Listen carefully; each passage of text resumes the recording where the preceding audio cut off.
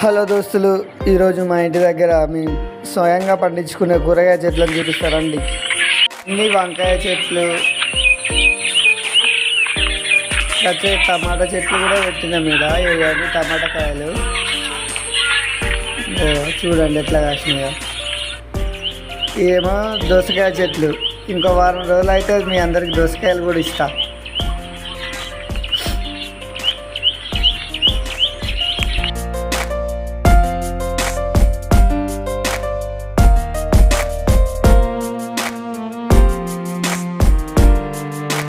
అదేమో తోటకూర చెట్లు, అటు వచ్చేసి పాలకూర చెట్లు, అట్లు కొత్తిమీర అలిపినాం ఇందులో.